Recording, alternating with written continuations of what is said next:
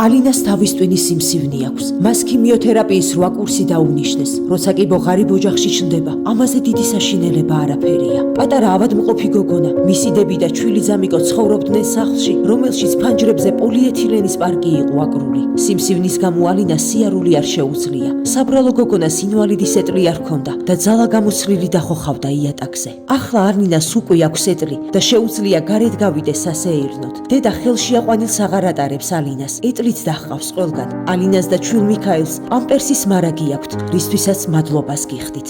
სახლში მეტალოპლასტმასის კარფანჯარაა. ბავშვები თბილად და მყუდროდ არიან. ატარებს თბილი, ლამაზი ქურთუკები და თბილი ფეხსაცმელი აქვთ. ამბარცუმიანის ოჯახი მადლობას გიხდით ჩერნოვეცკის ფონდის მეგობრებს მხარდაჭერისთვის და გასაჭირში მყოფ ყველა ოჯახს უსურვებს, რომ მათაც იპოვნონ ასეთი გულიანი დამხმარეები.